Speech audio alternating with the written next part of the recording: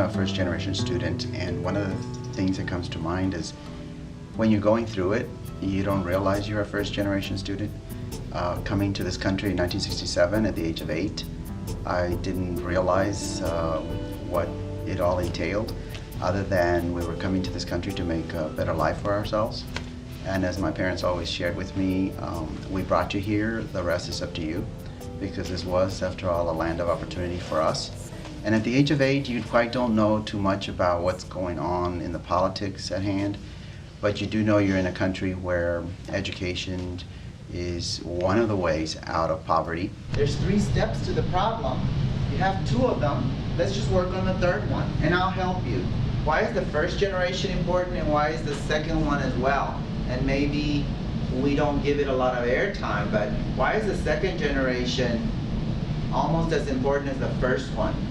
Today in my classroom, I'm having the students work cooperatively in groups, and they're having an opportunity to demonstrate their ability to design a graphic organizer and defining the words equity, social justice, and equality. I think back on the fact that I'm the oldest in a family of 6, and so the responsibility for me was to go to school, but also to take care of my brothers and sisters.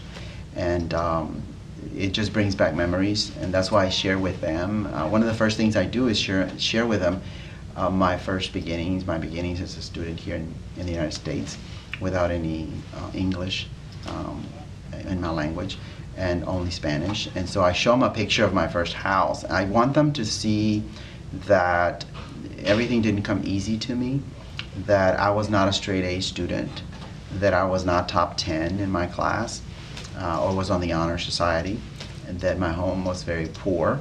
I call it the house that built me because it was a better house. It didn't have running water or indoor plumbing, but it was in the United States. And when you look at the picture of that house, it looks pretty desolate, and it looks like no one would ever live there. But to me, it was a mansion because of the fact that we were here in the United States. And so it goes to show you that some people can make anything into a home if they really want to. So can we put prejudice to our little cycle? So that's why I put it first. But then we bring in other words like social justice, racism, discrimination, and then stereotypes. And then you can say prejudice as well. You don't have to put it 3rd, 4th, or 5th. You just put it where you think it goes.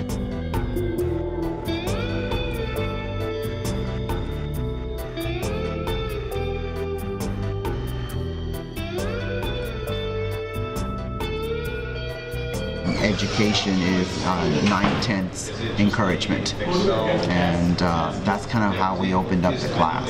By providing those cues that I do and I give them, I show them that I care.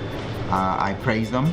At this level of education, being at the university, you think, well, why would I need to encourage them? Why would I need to praise them? I think that everyone always needs praise.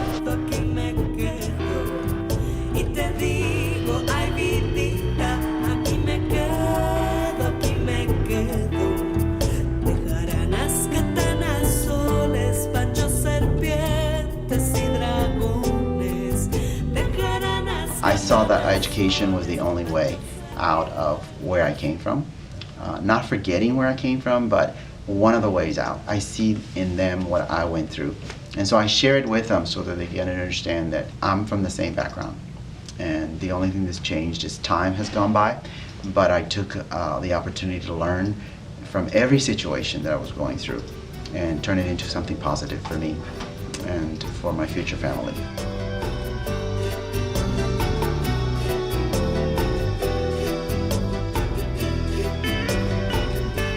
I think that by working with the students, I really am taking back to my own time, my education, how I went through the ranks and went through the school system, but how my teachers helped me understand that I did matter and I was of value, and what I was thinking in my mind and then committing it to paper, how there was a process involved. I always think of my teachers talking to me about the little camera in my head, you know, that I was to process it in my brain and put it to paper. And that's kind of what I do when I work with them in groups. I go back to that time, how I learned. I try to give them some different modalities and also opportunities to show how much they really know already. So valuing their opinion, but also hearing their voice and making it count, and then sharing it with the others.